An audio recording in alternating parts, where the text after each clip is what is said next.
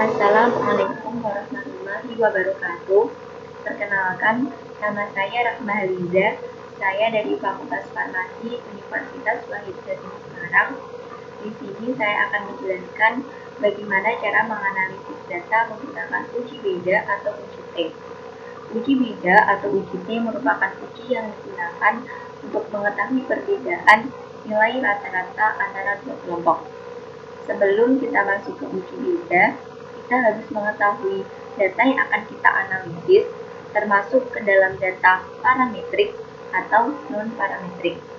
Syarat untuk uji data parametrik adalah data tersebut harus terdistribusi normal dan homogen. Cara mengetahui data tersebut terdistribusi normal atau homogen adalah data tersebut diuji normalitasnya menggunakan Shapiro-Wilk atau dengan menggunakan Kolmogorov-Smirnov. Apa sih perbedaan antara Kolmogorov-Smirnov dengan Shapiro-Wilk? Perbedaannya yaitu jika kita menggunakan uji normalitas menggunakan Shapiro-Wilk, apabila data atau sampel yang kita gunakan yaitu sebanyak kurang dari 100 sampel, dan kita menggunakan uji normalitas Kolmogorov-Smirnov apabila data yang akan kita analisis yaitu berjumlah lebih dari 100 sampel. Setelah kita uji normalitasnya dengan uji Shapiro-Wilk maupun dengan menggunakan uji Kolmogorov-Smirnov, data dikatakan terdistribusi normal apabila memiliki nilai signifikansi lebih dari 0,05. Apabila kurang dari 0,05, maka data tersebut dikatakan tidak terdistribusi normal dan tidak homogen. Untuk data jika memiliki nilai signifikansi 0,05 lebih dari 0,05, maka langkah selanjutnya yang dilakukan yaitu menggunakan uji T untuk dua sampel yang saling berhubungan. Dan apabila nilai signifikansi menunjukkan kurang dari 0,05, maka uji yang digunakan tidak menggunakan uji T untuk dua sampel yang saling berhubungan, tetapi menggunakan uji Wilcoxon. Sebelum kita memasuki uji beda, saya akan menunjukkan kasus yang akan kita analisis. Kasus yang kita akan analisis yaitu pada sebuah penelitian dilakukan untuk mengetahui efek pemanasan terhadap pH atau keasaman emulsi yang dibuat dengan emulgator PEGIN. Emulsi dibuat menggunakan emulsi kadar 10%. Kemudian dilakukan pengukuran pH pada emulsi segera setelah emulsi dibuat. pH emulsi yang diukur segera setelah emulsi dibuat disebut pH mula-mula. Emulsi kemudian disimpan pada suhu 45 derajat Celcius selama 48 jam. Lalu dilakukan pengukuran pH emulsi kembali. pH emulsi yang diukur setelah emulsi disimpan pada suhu 45 derajat Celcius selama 48 jam disebut pH pemanasan. Tabel berikut ini merupakan rangkuman hasil pengukuran pH. Nah, ini adalah pH emulsi mula-mula dengan pH emulsi pemanasan. Yang langkah yang pertama yaitu kita akan menetapkan atau menghitung rata-rata atau mencari rata-rata antara pH emulsi mula-mula dengan pH emulsi pemanasan. Kemudian dibandingkan lebih besar yang mana antara pH emulsi mula-mula dengan pH emulsi pemanasan. Maka langkah selanjutnya yang akan kita lakukan yang pertama yaitu kita akan masuk ke SPSS, kita masuk ke variabel Q.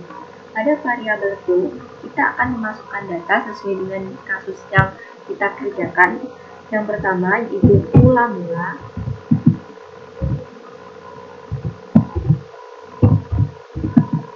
kemudian kita enter. Pada width 8, numeriknya type itu numerik, desimal itu 2, karena ada dua angka di belakang koma pada pH emulsi mula-mula. Kemudian pada tabel kita tulis pH emulsi mula-mula.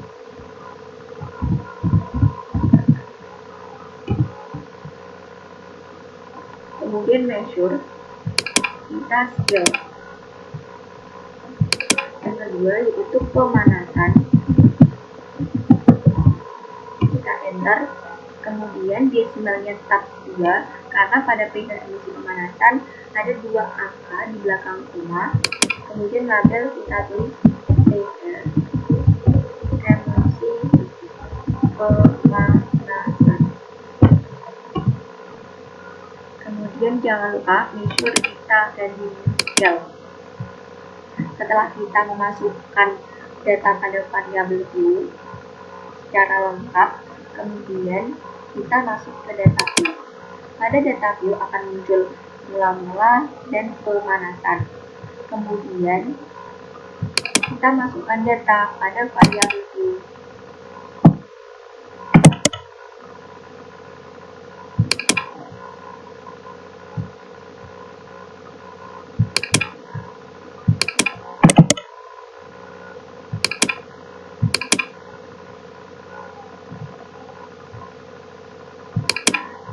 Masukkan pada pH emulsi pemanasan.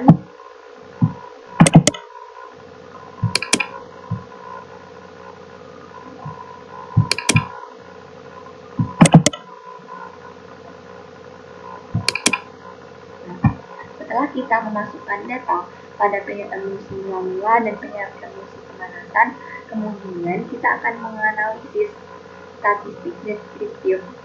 Yang pertama kita klik analyze, kemudian kita ke deskriptif statis, kemudian kita ke frekuensi. Kita klik frekuensi, kemudian pada pH emulsi mula-mula kita masukkan ke variabel dan pH emulsi pemanasan masukkan ke variabel.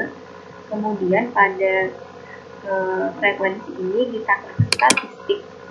Karena kita akan mencari rata-rata antara pH emulsi mula-mula dengan pH emulsi pemanasan, kita akan centang pada min. Pada central tendency kita centang min.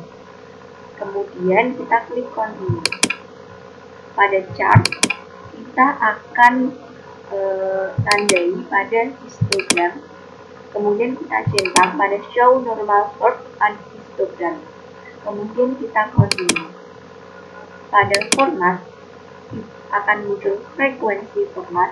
Pada order P kita klik ascending value, multiple variable, compare variable.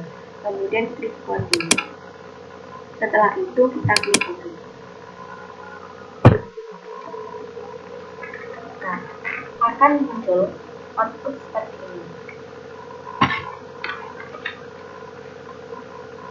Nah, dapat diisi dari hasil output. Di sini tertera yaitu min atau rata-rata pada pH emulsi mula-mula yaitu 4,5375 dan rata-rata atau min pada pH emulsi pemanasan yaitu 3,975. Pada kasus ditanyakan, pemanasan dinyatakan berefek pada pH emulsi bila rata-rata pH emulsi mula-mula lebih besar dibandingkan pH pemanasan. Dan ada perbedaan yang bermakna pH emulsi mula-mula dan pH pemanasan.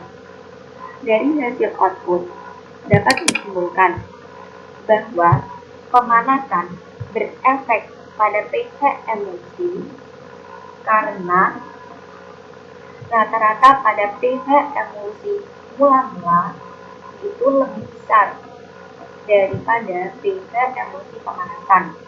Di sini tertera pH emulsi mula-mula lebih besar yaitu 4,5375 dan pH emulsi pemanasan 3,975. Setelah kita menetapkan rata-rata antara pH emulsi mula-mula dengan pH emulsi pemanasan, kemudian kita akan masuk ke menguji dengan mengetahui rata-rata antara pH emulsi mula-mula dengan pH emulsi pemanasan, maka selanjutnya yaitu kita akan menguji normalitas data menggunakan uji Shapiro-Wilk. Mengapa kita menggunakan uji normalitas data menggunakan uji Shapiro-Wilk? Karena jumlah sampel atau data yang akan kita analisis itu berjumlah 12.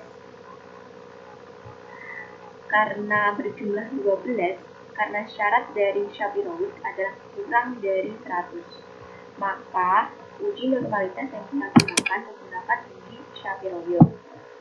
Kemudian yaitu kita akan menguji normalitas distribusi data menggunakan uji Shapiro-Wilk. Kita masuk ke SPSS, kemudian pada NIM kita tulis mula-mula, kemudian desimal kita 2 karena ada 2 angka di belakang koma, lalu pH emulsi mula-mula pada measure scale, kemudian NIM pemanasan, terus yang kedua desimal juga 2, labelnya juga pH emulsi pemanasan, kemudian pada measure diganti dengan scale. Kemudian kita ke data view. Pada data view semua data itu dimasukkan. Ada pH emulsi mula-mula dengan pH emulsi pemanasan. Kemudian kita akan menganalisis data. Kita klik analyze, kemudian kita klik descriptive statis, kemudian kita klik explore. Kita klik. Pada pH emulsi mula-mula, kita pindahkan ke dependent list, dan pada pH emulsi pemanasan kita pindahkan ke dependent list. Kemudian jangan lupa display, kita klik plot. Pada plot, pada box plot kita none. Pada descriptive steam and link histogram tidak berisi centang. Kemudian normality plot with test kita centang karena kita akan menguji normalitas. Kemudian kita klik ini. Pada option jangan lupa exclude decimal splits. Kemudian klik continue. Kemudian klik OK. Akan muncul output test of normality. Dapat disimpulkan bahwa pH emulsi mula-mula mempunyai nilai signifikasi 0,182 dan pada pH emulsi pemanasan memiliki nilai signifikansi 0,006. Artinya di sini data dikatakan terdistribusi normal apabila memiliki nilai signifikansi lebih dari 0,05. Maka langkah selanjutnya digunakan itu menggunakan uji yaitu 2 sampel yang saling berhubungan.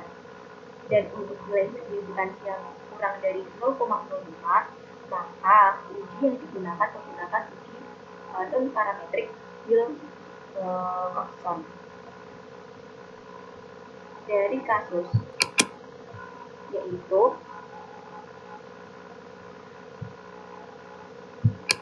setelah kita menguji dengan uji normalitas mengetahui nilai signifikansi, maka ini dapat disimpulkan bahwa nilai signifikansi pada pH emulsi mula-mula 0,182 dan pH emulsi pemanasan yaitu 0,006. Artinya data tidak terdistribusi normal atau tidak mungkin, sehingga langkah selanjutnya digunakan menggunakan uji Wilcoxon karena data itu kurang dari 0,05.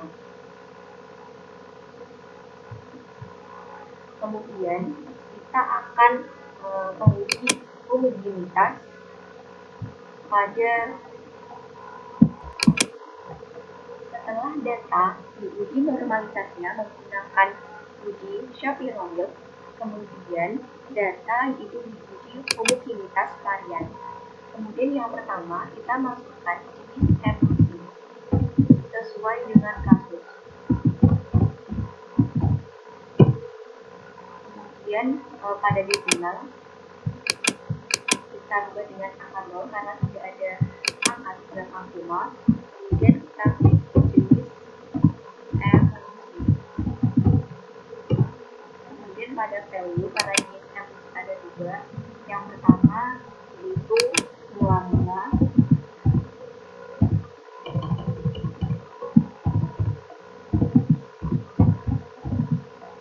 kemudian kita hit. Yang kedua yaitu pemanasan, kemudian kita hit. Kemudian kita klik pada value label, pada measure kita ganti dengan step, pada name kita ganti dengan PH emosi, kemudian kita enter. Pada desimal ada yaitu 2 karena ada 2 angka di belakang koma. Pada label yaitu PH emosi. Kemudian pada measure kita scale. Setelah kita memasukkan data pada variabel string, yaitu untuk uji homogenitas, kemudian kita ke data view. Pada data view akan muncul seperti ini, pada jenis emosi dan juga emosi. Kemudian kita masukkan sesuai dengan kode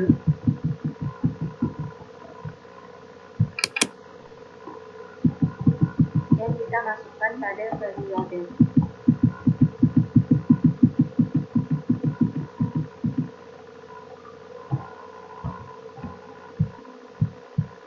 Pada PH emosi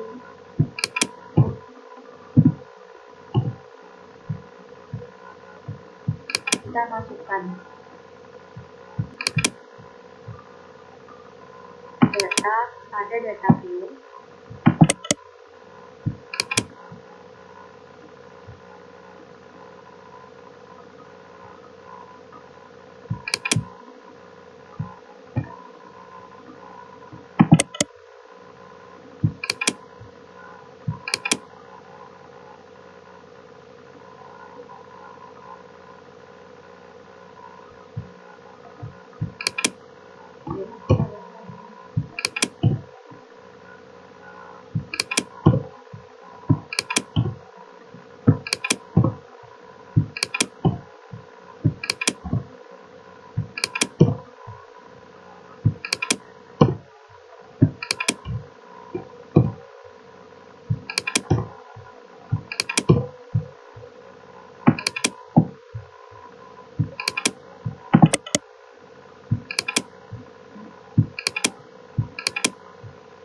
Kemudian kita masukkan pada tinggal pemanasan.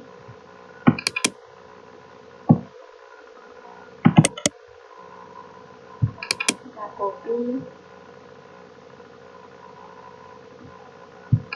kemudian kita masukkan pada data view. Nah, akan muncul seperti ini. Kemudian kita akan analyze. Kemudian kita ke descriptive status, kemudian kita ke explore.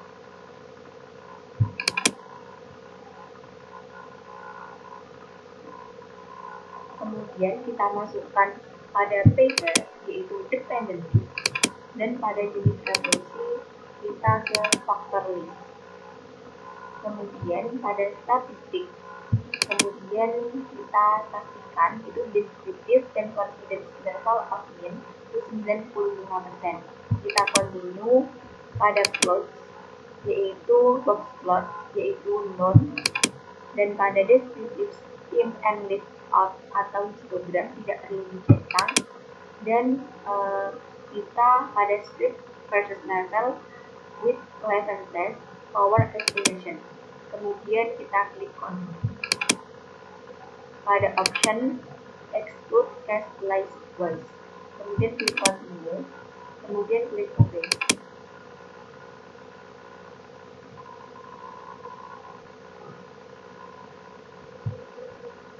Kemudian akan muncul output seperti ini. Akan muncul test of homogeneity of variance.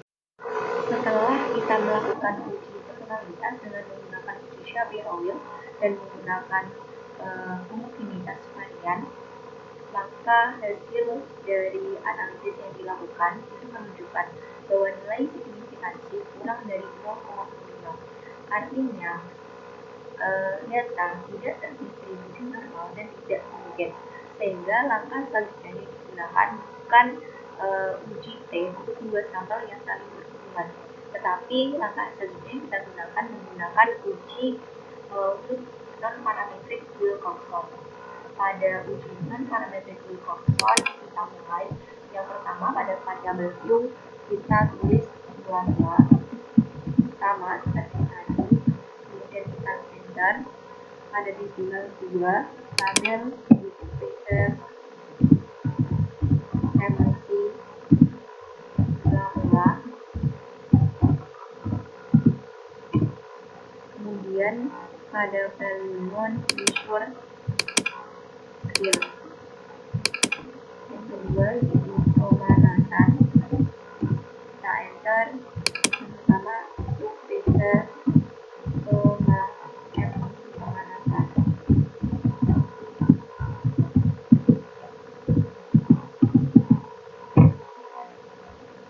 Kemudian pada measure skill. Kemudian kita akan masukin data view.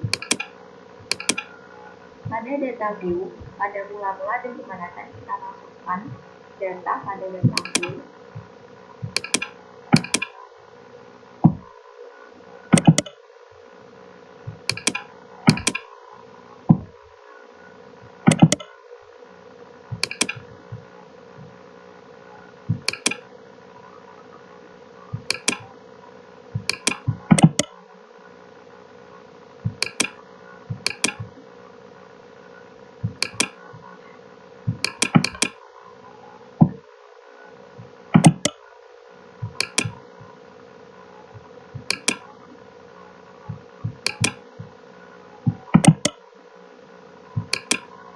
Data semua kita masukkan ke data view, kemudian kita akan menganalisis dengan uji Wilcoxon. Yang pertama kita analyze, kemudian kita ke karena non-parametric test, kemudian ke Megalit dialog, kemudian ke two relate sample. Kita klik pada pH emisi mula-mula, kita pindahkan ke variabel 1 dan pH emisi pemanasan ke variabel 2. Jangan lupa test type itu Wilcoxon Jepang. Kemudian itu missing exclude test test kemudian klik OK. Kemudian akan muncul yaitu pada yang dilihat pada uji Wilcoxon itu tes statistik. Pada tes statistik pada pH emisi pemanasan dengan pH emisi mula-mula estim signifikansi suhu Taiwan. Yang dilihat pada uji Wilcoxon itu estim signifikansi suhu Taiwan, itu menunjukkan 0,002.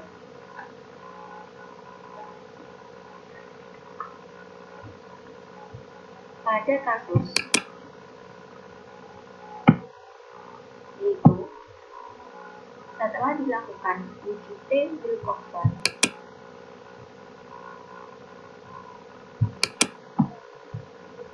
dinyatakan terdapat perbedaan antara pH emisi mula-mula dengan pH emisi pemanasan apabila nilai signifikansi kurang dari 0,05. Di sini nilai signifikansi pada uji Wilcoxon yaitu 0,002. Artinya terdapat perbedaan antara pH emisi pemanasan dengan pH emisi mula-mula, karena nilai menunjukkan kurang dari 0,05.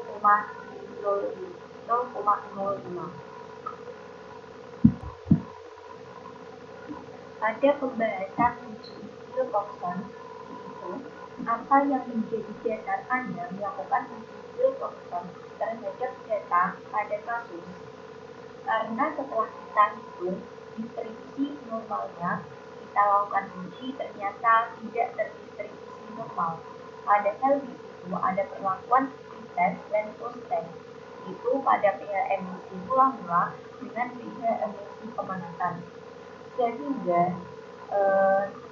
tidak memenuhi asumsi dengan kita menggunakan, karena tidak memenuhi asumsi parametrik, kita menggunakan uji non parametrik, yaitu menggunakan uji Wilcoxon.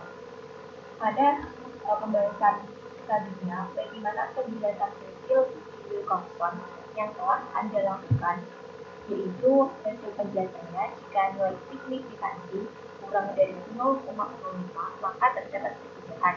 Di sini itu nilainya insignifikansi kadar 0,002, artinya terdapat perbedaan antara pH emulsi mula-mula dengan pH emulsi pemanasan, yaitu maka bisa disimpulkan terdapat perbedaan antara pH emulsi mula-mula dengan pH emulsi pemanasan. Setelah kita menganalisis data pada kasus yang pertama, yaitu dengan menggunakan kasus uji Wilcoxon, yang kedua ini kita akan menganalisis kasus, yaitu sebuah kasus bahwa sebuah media massa menyatakan bahwa kadar manis buatan jenis sakarin pada minuman merek impor lebih tinggi daripada merek lokal. Seorang mahasiswa farmasi melakukan penelitian untuk mengkonfirmasi pernyataan tersebut. Mahasiswa tersebut mengumpulkan sampel minuman merek impor dan lokal, kemudian menetapkan kadar sakarin dengan kromatografi cair kinerja tinggi. Hasil penelitian tersebut terangkum dalam tabel berikut ini. Kemudian pada langkah yang pertama, sesuai dengan petunjuk, kita akan menetapkan rata-rata kadar sakarin pada minuman merek impor dan minuman merek lokal dengan menggunakan statistik deskriptif.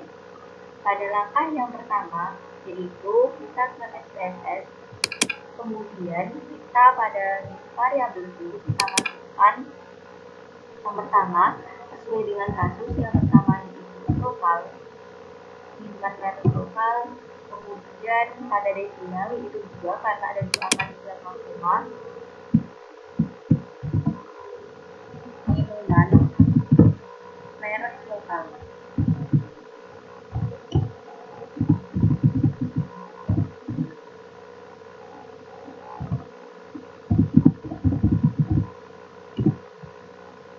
Kemudian pada measure kita skill yang kedua itu import.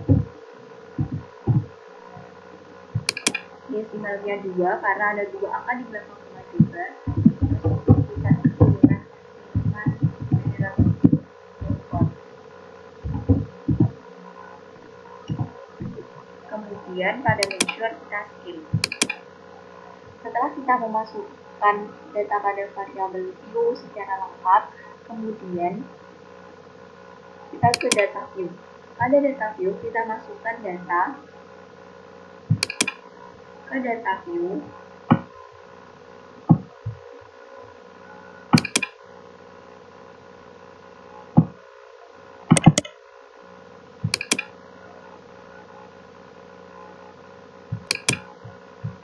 Ada merek lokal, kita masukkan.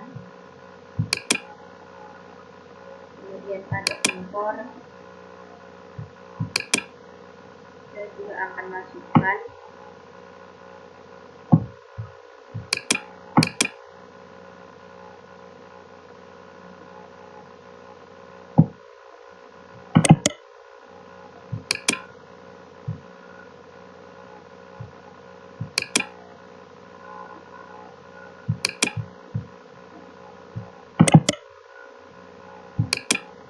kita memasukkan semua data pada data view, kemudian kita akan menganalisis statistik deskriptif.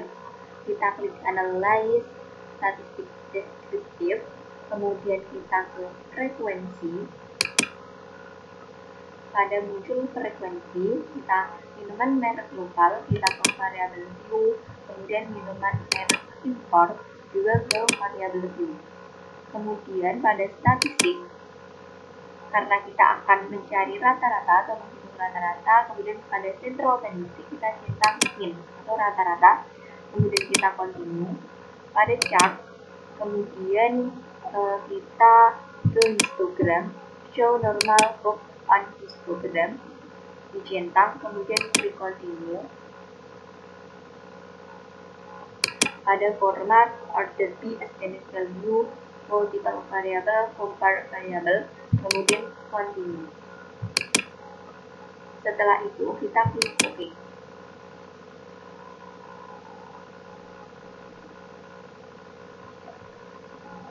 Nah,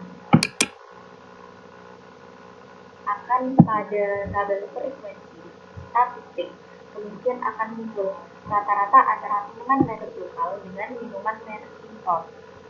Pada minuman merek lokal itu terdapat rata-rata 0,5870.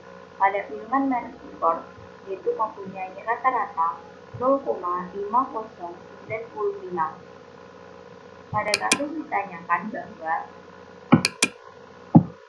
kadar sakarin pada minuman merek impor dinyatakan lebih tinggi daripada merek lokal bila rata-rata kadar sakarin pada merek impor lebih besar dibandingkan merek lokal, dan ada perbedaan yang bermakna pada sakarin merek impor dan merek lokal. Dalam hasil output SPSS dapat disimpulkan bahwa kadar sakarin minuman merek lokal lebih tinggi daripada minuman merek impor, dengan rata-rata minuman merek lokal 0,5870 dan minuman merek impor 0,5095. Berarti di sini dapat disimpulkan bahwa kadar sakarin pada minuman merek lokal lebih tinggi daripada minuman merek impor, karena rata-rata kadar sakarin pada merek lokal lebih banyak. Karena rata-rata kadar sakarin pada minuman merek lokal lebih banyak, lebih besar daripada rata-rata kadar sakarin minuman merek impor. Setelah kita menetapkan rata-rata dan mengetahui perbedaan rata-rata membandingkan rata-rata antara minuman merek lokal dengan kadar sakarin minuman merek impor, kemudian kita akan menguji normalitas data menggunakan uji Shapiro. Mengapa kita menggunakan uji normalitas data menggunakan Shapiro?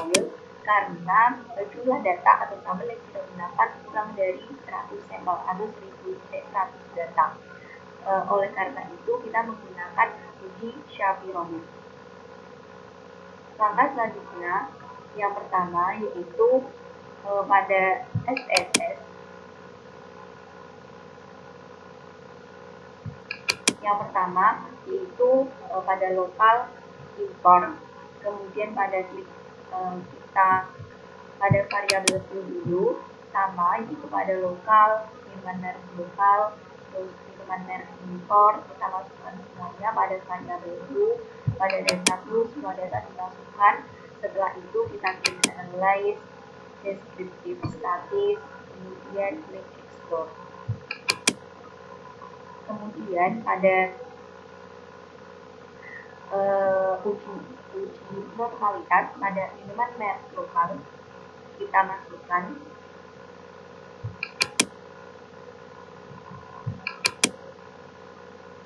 dan minuman merek impor kita masukkan, kemudian plot. Setelah itu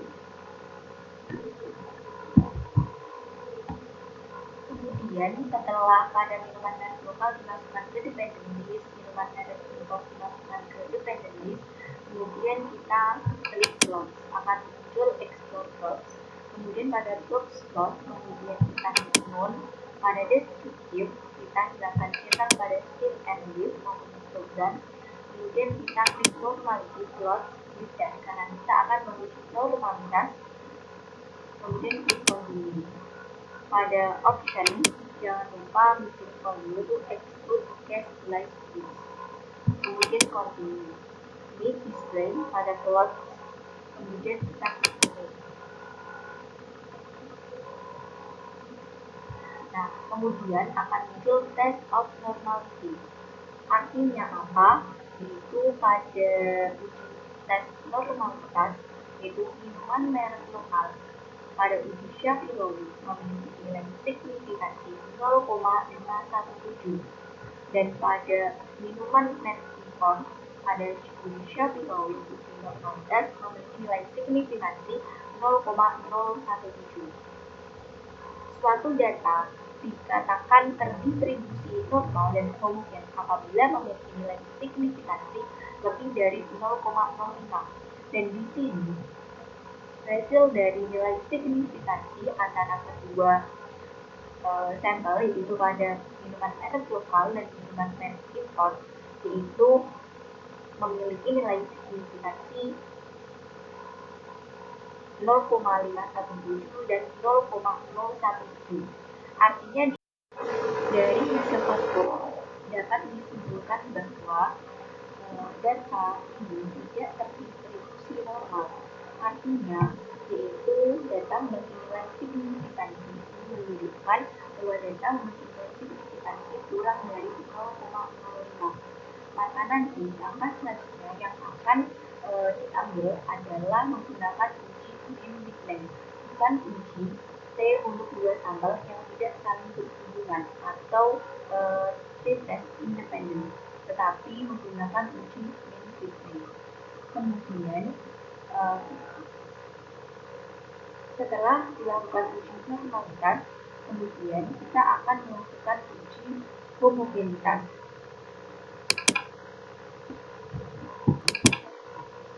Setelah kita melakukan uji normalitas menggunakan uji Shapiro-Wilk, kemudian untuk langkah selanjutnya itu menggunakan uji homogenitas varian. Pada uji homogenitas varian, kita akan memasuki pada variabel Q. Pada min kita tulis yang pertama merek minuman, kemudian kita enter.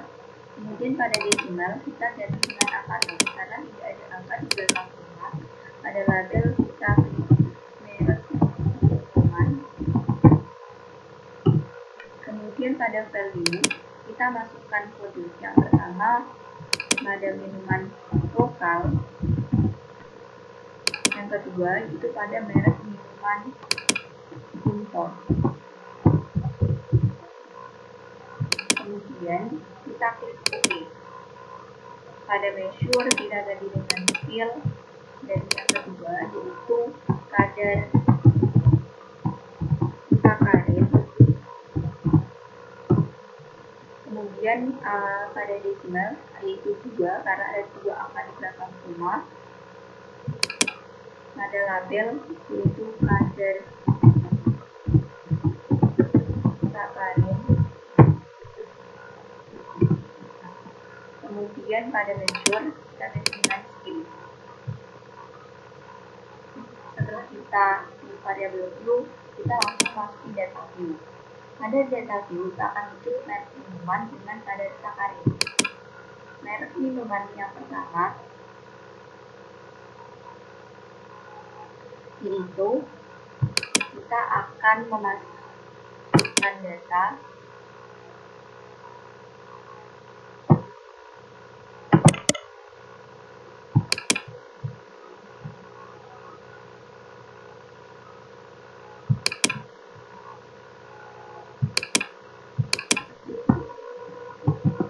sesuai dengan kode.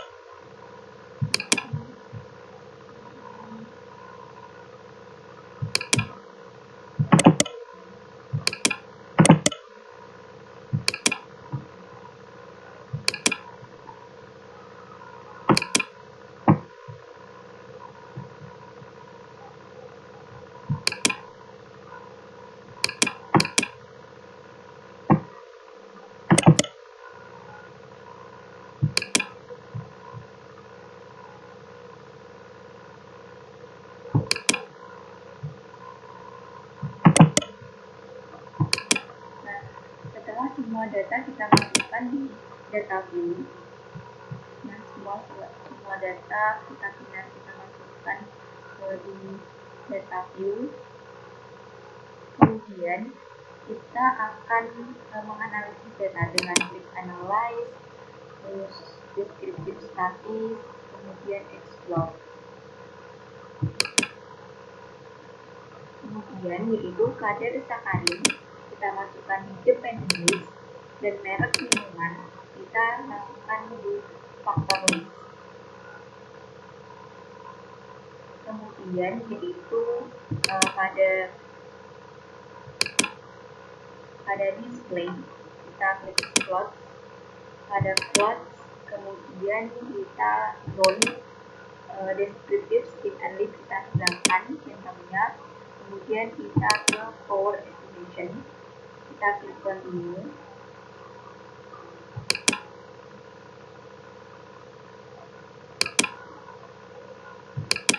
Ada option exclude test likewise.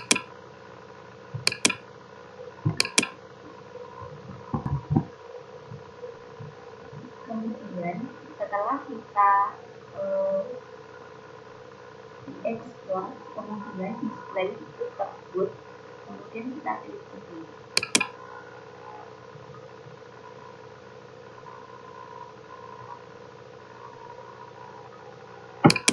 Nah, akan muncul output, yaitu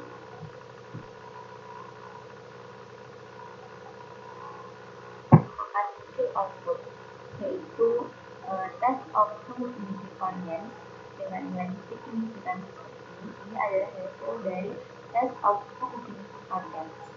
Setelah kita melakukan uji normalitas, yaitu dengan Shapiro Wilk dan uji homogenitas varians, itu dari hasil output pada kasus ini menunjukkan bahwa mempunyai nilai signifikansi kurang dari 0,05. Artinya langkah selanjutnya yang digunakan yaitu menggunakan uji mean-Whitney, tidak menggunakan uji untuk uji T tidak saling berhubungan, tetapi menggunakan uji mean-Whitney. Kemudian untuk kita uji mean-Whitney, kita kembali ke SPSS.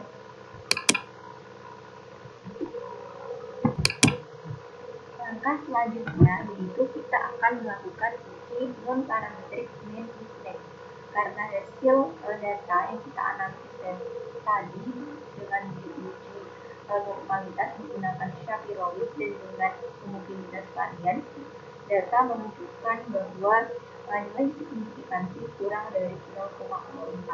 Maka langkah selanjutnya kita lakukan yaitu menggunakan uji mean-Whitney. Ada uji mean-Whitney yang pertama yaitu pada variabel Q itu yang pertama maximum desimalnya 0 karena tidak ada angka di belakang koma.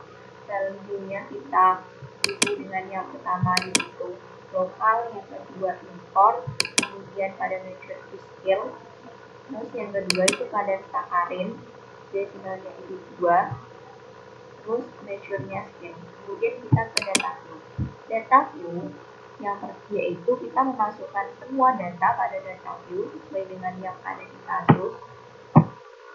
Setelah kita memasukkan semua data pada data view, kemudian kita akan menganalisis, yaitu klik analyze non-parametric test, karena uji mean-Whitney itu adalah non-parametric test, legacy dialogs, kemudian to independent sample, diklik.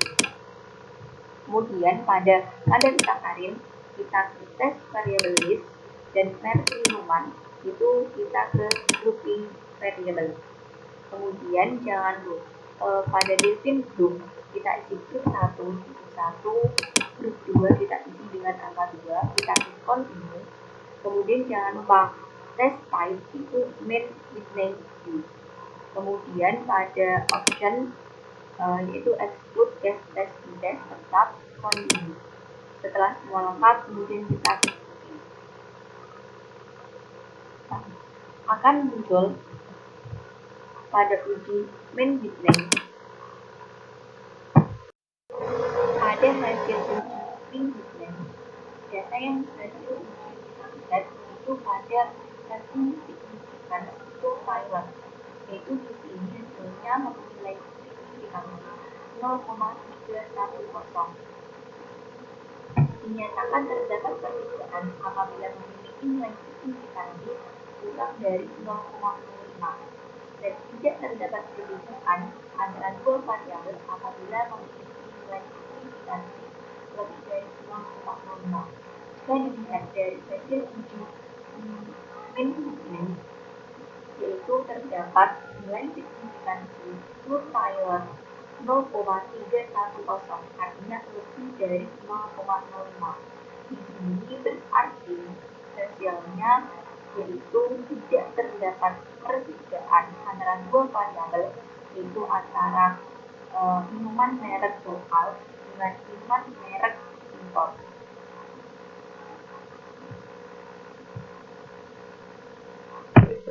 Pada hasil uji pembahasan, yaitu pada keadaan bagaimana dilakukan uji min-Giddens.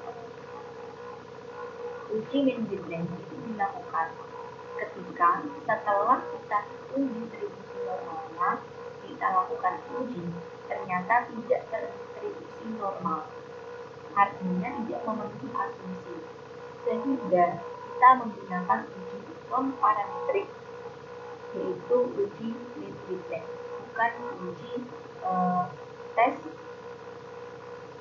untuk dua sampel yang tidak saling berhubungan. Yang kedua, yaitu bagaimana penjelasan hasil uji min-Giddens yang telah Anda lakukan. Pada hasil uji min-Giddens, yaitu jika nilai signifikansi kurang dari 0,05, maka terdapat perbedaan antara dua variabel, dan jika lebih dari 0,05, maka tidak terdapat perbedaan antara dua variabel. Di sini hasil dari nilai signifikansi pada min-Giddens yaitu 0,310, artinya itu lebih dari 0,05, artinya tidak terdapat perbedaan antara merek minuman kadar sakarin merek minuman merek lokal dengan kadar sakarin minuman merek impor. Sekian yang telah saya sampaikan, semoga bermanfaat, dan mohon maaf bila ada tutur kata yang kurang berkenan di hati. Mohon maaf jika ada penjelasan yang kurang jelas. Saya mohon maaf. Wassalamualaikum warahmatullahi wabarakatuh.